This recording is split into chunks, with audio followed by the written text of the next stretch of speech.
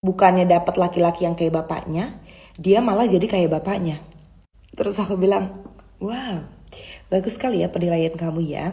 Jadi ibaratnya nih perempuan ini butuh laki-laki yang kayak lebih laki-laki lagi, akan tetapi si perempuan ini dia tuh logik banget. Jadi dia tuh betul-betul butuh laki-laki yang ya si perempuan ini mau ngomong apa aja nih laki nggak terlalu sakit hati gitu loh. Nah terus waktu aku bilang, ya nggak bisa begitu harusnya ya. Kita kan kalau ngomong sama pasangan itu nggak boleh terlalu nyaman. Kalau misalnya kita terlalu nyaman, ya jadinya nggak ada challenge lagi. Justru pasangan itu yang harusnya nge-challenge kita gitu loh. Kayak waktu aku aja dia kalau misalkan aku lagi haid, dia tuh mau ngomong tuh dia mikir banget gitu ya. Dia mikir banget supaya aku nggak terlalu sensitif dan sakit hati gitu kata dia. Karena kan dia mau orang yang dia cinta bahagia gitu kan. Sweet banget kan pas dia ngomong kayak gitu aku langsung melongo. Oke, tapi poin dari cerita aku bukan di situ. Poinnya adalah terus si laki-laki ini bilang, si B ini bilang kayak gini, aku yakin kalau aku dapat perempuan yang lebih feminin gitu ya, yang lebih kayak anggun, bukan cara-caranya aja tapi kayak nggak terlalu logical kayak si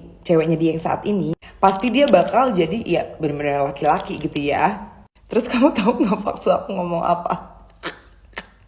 Enggak juga. Terus aku bilang, hah? Kenapa enggak juga? Kalau kita kan orang normal mikirnya kayak gitu ya. Enggak juga. Namanya apalagi kan aku perempuan. Terus kamu tahu gak sih alasan paksa aku apa? Perempuan itu mau sefeminin apapun, mau semaskulin apapun, tetap ada gila-gilanya. Jadi gila tersendiri gitu loh. Terus dalam hati aku, ih berarti emang paksa aku tuh ngerti banget perempuan ya. Maksudnya kayak, emang bener tahu gak sih? Bener banget, jadi teman-teman aku itu mau dia kayak gimana pun stylenya, bukan style baju ya, maksud aku kayak ya stylenya dia berpacaran tetap aja ada gila-gilanya. Apalagi kalau kita lagi haid, kita kan kayak ada hormonalnya tuh yang kadang-kadang nggak jelas gitu ya. Itu yang membuat kita kadang-kadang tuh gila gitu. Iya, jadi conclusionnya adalah kita itu sebagai perempuan kita tuh butuh banget laki-laki. Kalau kita react misalkan dia tuh nggak react, dia tuh santai aja. Kayak gitu, kita itu sebagai perempuan mayoritas ya, aku nggak generalize perempuan tapi mayoritas, karena aku dan teman-teman aku tuh kayak gitu semua. Karena nggak mungkin banget nggak sih kalau kita kesel terus laki kita juga kesel, itu kan nggak enak ya. Nggak mau kayak gitu. Aku maunya aku kesel ya suami aku ngejokes membuat kita tertawa gitu kan ya. Intinya kayak gitu. Intinya kalian cari laki-laki itu yang bener-bener paham lah akan perempuan gitu loh, supaya kalian tuh nggak perlu ngajarin si laki-laki itu untuk perempuan berikutnya. Kamu ngerti maksud aku apa? Kan capek ya kalau kita perlu ngajarin. Kita tuh maunya ini harus diginiin. Beda ya komunikasi sama ngajarin. Komunikasi beda. Contohnya kemarin, jadi kan aku bilang aku pengen tidur di rumah kerja, terus paksa aku tidur di rumah sendiri kan. Tapi aku berubah pikiran, aku nggak tahu nih karena aku mau haid. Terus paksa aku ngomong kayak gini, nggak apa-apa aku tidur sendiri aja supaya lebih enak.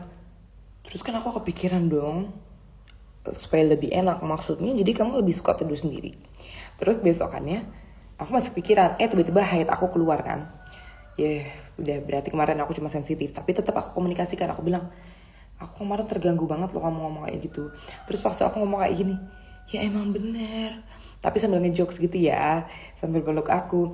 Dia bilang, dengerin ya, kan kalau kita tidur itu kita cuddling tuh cuma 5 menit. Setelahnya ya, apalagi kan aku tidurnya jabrah ya.